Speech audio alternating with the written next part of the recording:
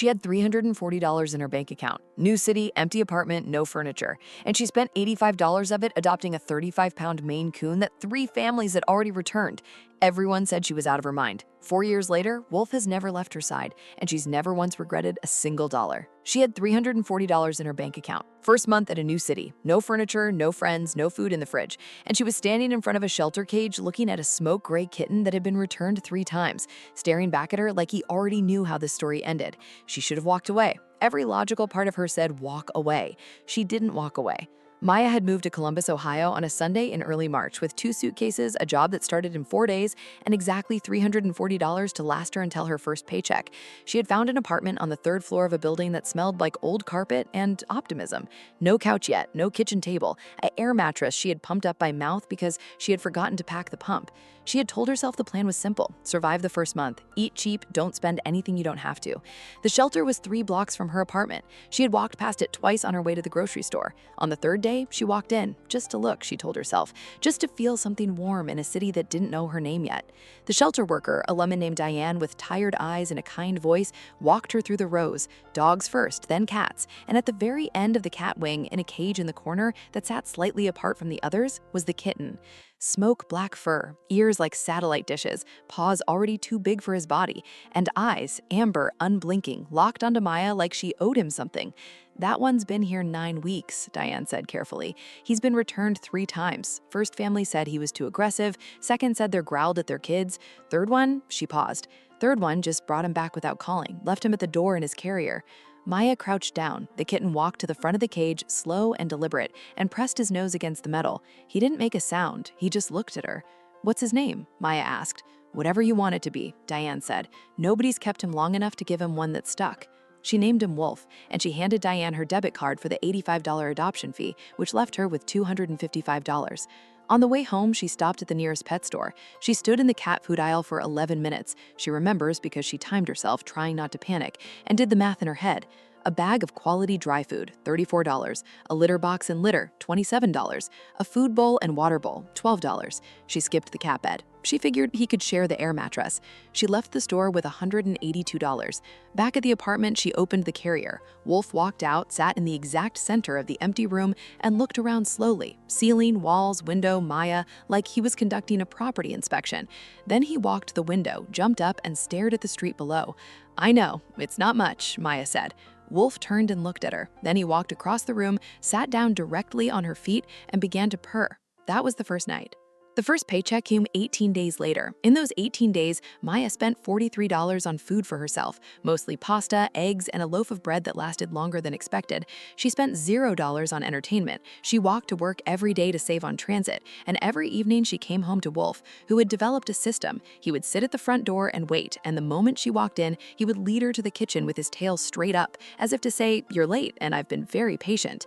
She bought him a second bag of food on day 12, $34 again. She found a $6 toy at a discount store, a plastic wand with a feather on the end. Wolf destroyed the feather in 4 minutes and carried the plastic wand around the apartment for 3 days like a trophy.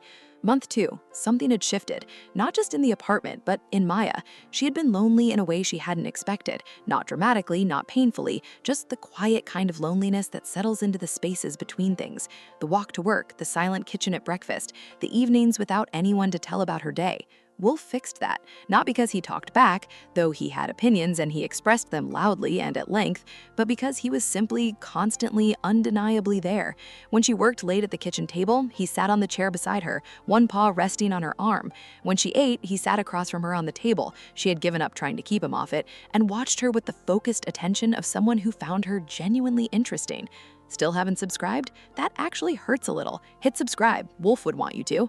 Month 3. First vet visit, $118. The vet, a calm man named Dr. O'Coffer, examined Wolf with the expression of someone who had seen a lot of cats but was mildly surprised by this one.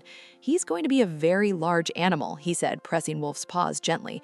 Wolf accepted the examination with the dignity of a minor royal, probably 35 pounds fully grown. He looked at Maya. "Are you prepared for that?" Maya looked at Wolf, who was sitting upright on the exam table with perfect posture, staring at Dr. O'Coffer like he was deciding to be offended. "I think so," she said.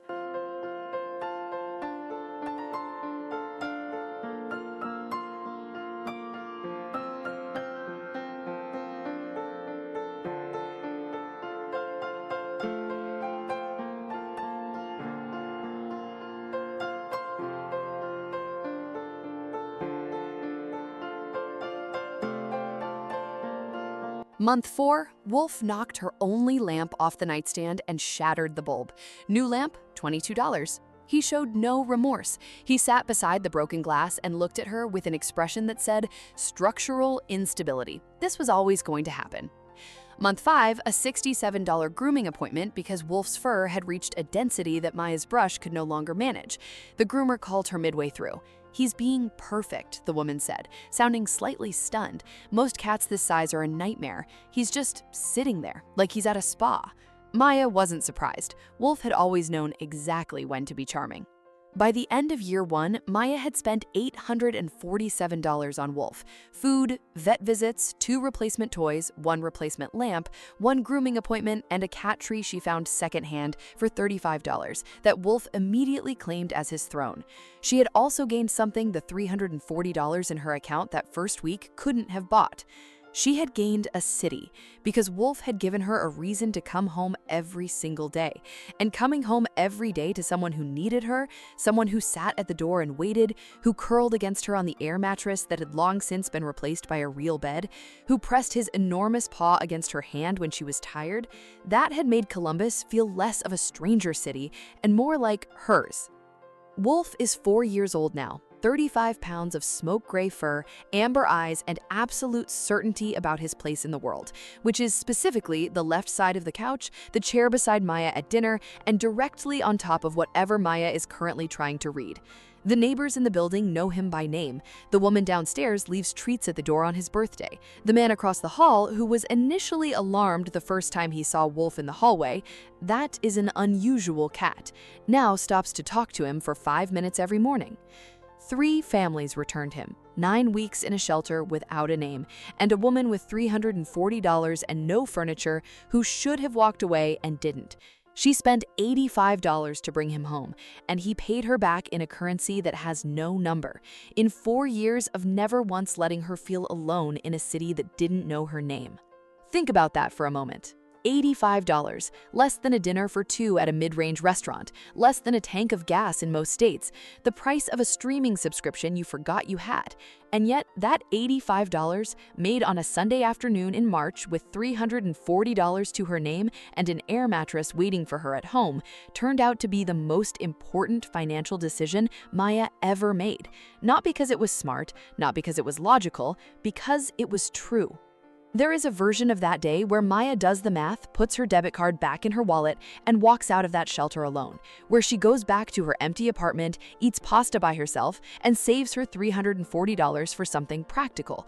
That version of Maya survives the first month just fine. She figures out Columbus, she makes friends eventually, she builds a life.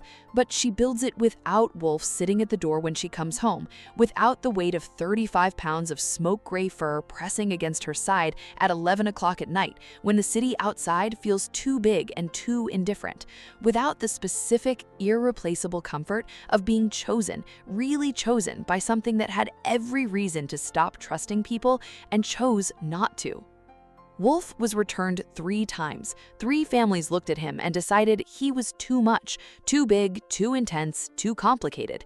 And maybe they were right for them, because Wolf was not a casual cat. He was not background furniture. He was not something you kept in the corner and fed twice a day. He was a presence. He demanded to be seen, to be included, to be spoken to like he understood, because he did understand, in the way that some animals understand things that go beyond training or instinct or biology. He understood Maya from the moment she crouched down at that cage and stayed for 47 seconds, while every other visitor had turned away in 2 minutes.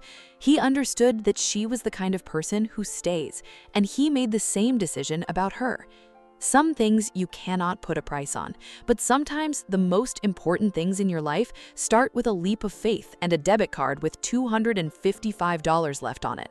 If you've ever made a decision that looked financially reckless but turned out to be the best thing you ever did, tell me in the comments. Or maybe you think Maya was out of her mind to spend her last money on a cat 3 families had already returned. Was she reckless or was she right? Let me know below.